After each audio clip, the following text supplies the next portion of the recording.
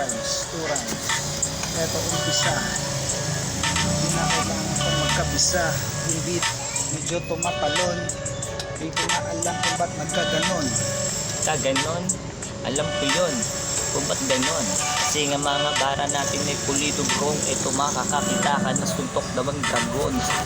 Dragon, kaso nga lang Dragon Seed. Alam mo naman kasi kapatid, may napansin ang yung bakla doon mamen. Kanina pa nakatingin, parang gusto niya akong chupa leng. Koy, huwag ganon leng. Kasi nga yung bakla, bakit ba ganon? Nakatingin sa atin sa tamang pagkakataon. Pero bakit ba ganon? Hindi ko rin maisip yon. Kung ano yung gusto niya, baka gusto ka niya nun. Gusto ko niya ako, wala akong pakyo. Kasi nga, pre, never pa ako pumatol sa bakla, kaya ito ang hatol. Hatol ng malupit kasi gusto mo niya maya sa kanya maghagupit. Malamang pag binigyan kanya ng 150, malamang yang sa'yo, malamang 50-50. 50 ang kanyang lagay, 150 kanyang ibibigay. Gabi, tangina, wala akong masay. Gusto ko 50k. Oh, grabe naman, sobra niyang mahal.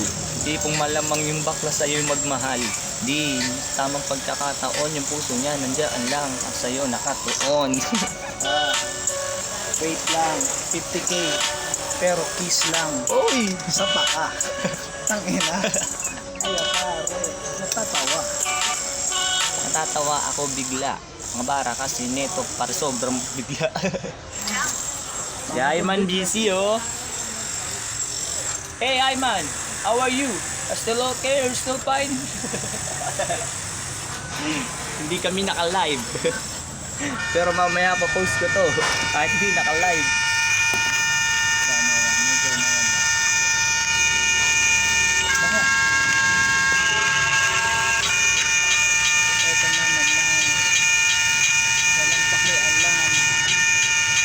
Kasi nga, pare, ang laki ng plato. Gusto mo platito? Alam mo naman kasama ko ang aking tito. Kanino? Yung nag-grab. Alam mo naman kasi may ilalahad. Ilalakad na katotohanan. Yung tipong di mapatagtagpan kahit ano pa. Ibig sabihin ng pinagsasabi ko dito. Kasi nga malupit talaga iyan. Yan. Ganyan talaga bro. Eh kasi iinis na ako. Yo. Para sa pagkakataon ko. Pag wala pang bibili, tataob ko ito.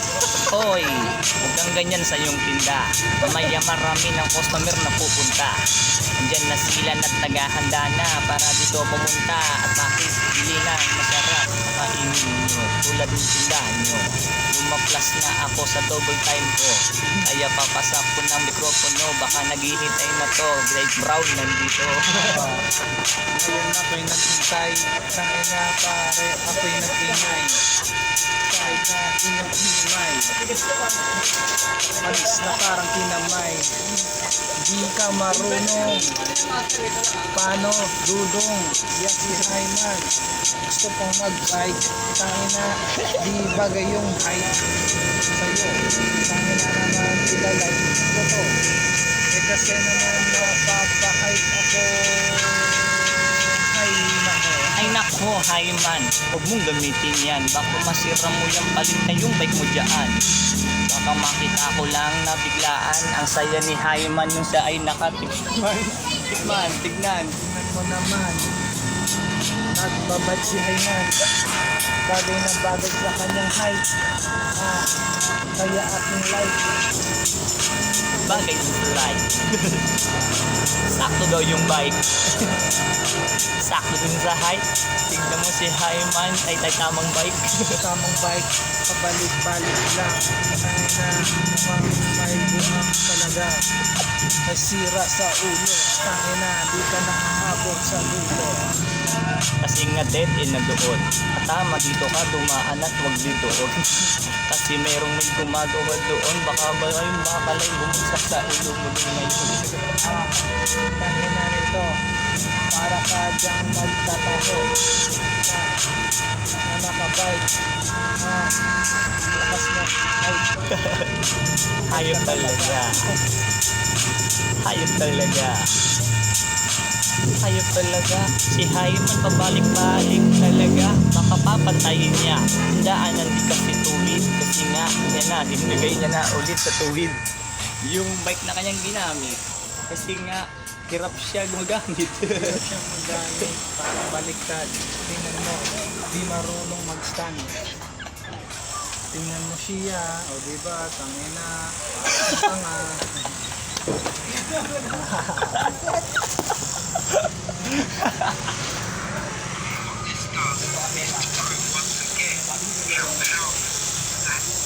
Most delicious po. Cartoon bestsellers, $9.99 lang. Buy din kami na.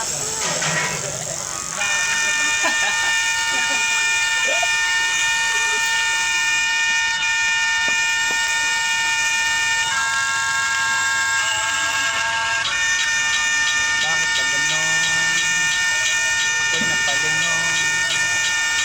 Bakit ba ganon? Bakit ba ganon? Ako'y bigla lang napalingon. Kasi nga, kala ko meron kumalapit. Alam mo naman kasi medyo malapit. Talaga pag kami na nagsalita, di mo pwede na madita. Di mo marinig. Pag ako na ay kinilig. Ako'y magbabat ng dilig. Kasi si Hyman di lumaki na maghilig. Gawin ang dilig, pero okay lang, marami ang nakikinig. Saan pa dumayo? Saan to galing? Siyempre, sa istanyo. Estanyo dulo lang to bro. Tugatog malabo na tasakanokan na ako. Habang yung bike ko ay nandun, nakatabi dun. Pero yung tamang pagkakataon, nakain ko yung gusto kong kainin dito.